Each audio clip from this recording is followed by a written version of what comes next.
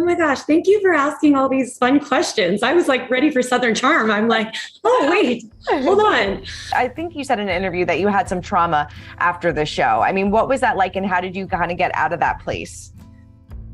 Oh my gosh, it's probably taken about 3 years to finally feel in a good place, mentally. Everyone says you kind of have to be removed from the situation to kind of have that clarity. But it was each year I was like, oh, I feel, I feel so much better. And then each year that goes by, I have more and more clarity, and more so clarity where I'm like, I'm more mad at myself, for putting myself in that, that position.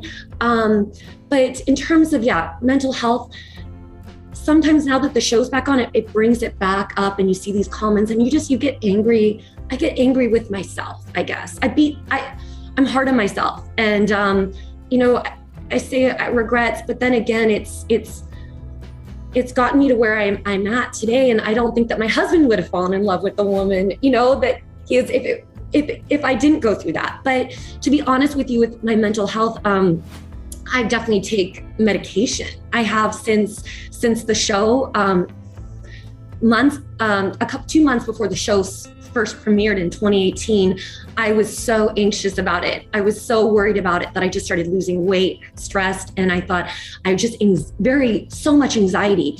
And I started taking medication, and to this day I'm still on it because, it's like it's working and it helps me, and I'm like, why stop? Because yes. And it was, the only challenge with it was like, once you get pregnant and then breastfeeding, you kind of had to work with your doctors to try to find, the right thing for you, because it's, can harm the baby. But I'm still happy to say that I'm on it, and it keeps me, just kind of level-headed. No, and, definitely. Whatever works and whatever makes you feel better. No, that's totally true.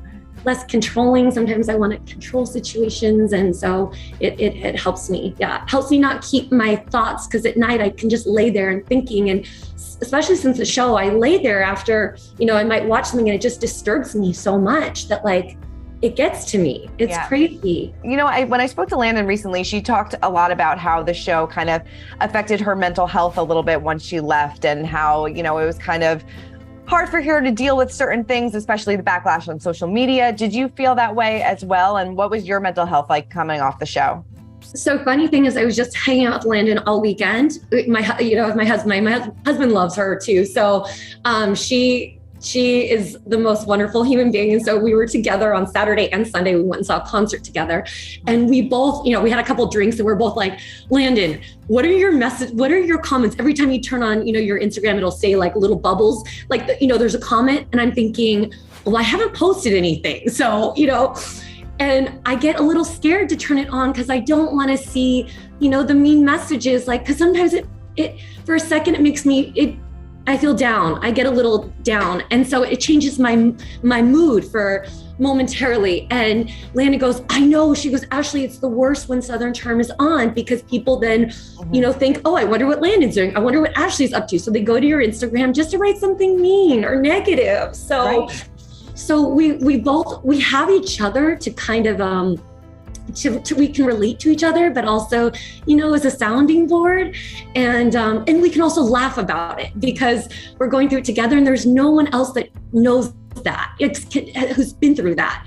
So I'm lucky to have her for that reason. So, and we laugh, and she's like, Ashley, ignore it. I'm like, I know, but when they're, making fun of my baby or my husband, and then they also go to my husband's page and write negative things. Yes. And life has changed dramatically since the show. Married, baby, everything. So tell me, what does life look like for you right now? Oh my gosh, I am a stay-at-home mom. I never thought I would say that.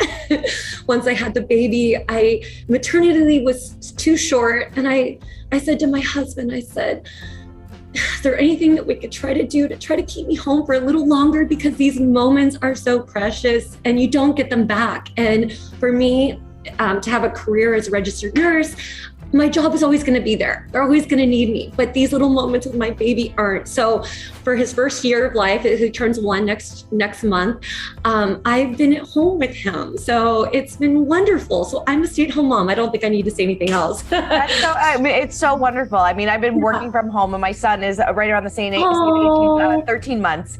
So, it's so nice to have these special moments. Yes. And I mean, how would you describe yourself as a mom? Is there anything that surprised you, that challenged you during this first year?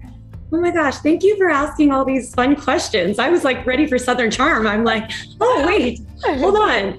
Yes, that I wasn't ready to go back to work, that I just wanted to be with him, that I was jealous of the caregivers, that would get to be with my baby. I love my baby so much. It's just, I think being a family and seeing my husband as a father is so incredible. And to think where my life has been, what I've done, and to think that now this is it. And maybe I should have done this a lot sooner. Instead of making some of the decisions, maybe I should have done this a lot sooner, because I really enjoy it. So then again, I don't think you get to enjoy it the same way if you hadn't done everything. And I guess I have no regrets. So definitely. Are you itching to have another one already now that you're almost a year out? Yeah. Yes. More so because I'm pushing 40. So I'm like, oh my gosh, that clock is ticking. Right. And also, as you know, the amount of baby crap, okay, that we have, the swings, the high chairs, the car seats, the strollers, the bouncers. I don't want to give it up, because if I have another baby, I don't want to get it, but there's no space for any of this. No space. Right? So it's just, there's so much crap. So I'm like, I almost want to have that baby soon so we can then use it and get rid of it. Yes. No, right? I totally feel you, because I had my daughter and then I had my son like 2 years later.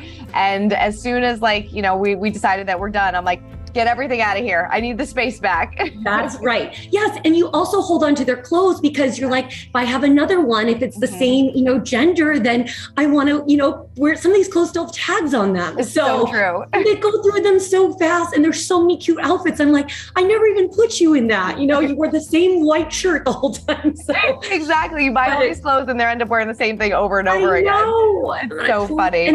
And then being a mom later in life, a lot of my friends have already had kids. My sister had kids. So then they give you their things. Mm-hmm. So it's like, there's so much stuff. So there's just so much stuff, but yeah, it's great. And I love being pregnant. I loved it. So it was amazing, except for one thing I have to say is when you're pregnant and it's your first one, you get to rest and you get to just kick your feet up. And I just keep thinking, how do you do this when you're chasing a little toddler? How do you do it? It's hard. You don't have that time to nap anymore. Yeah, no. And then wait till the second one comes and you're like, I really have no time to ever sit down. And that's what impresses me, because they're like, don't carry anything heavy when you're pregnant over this.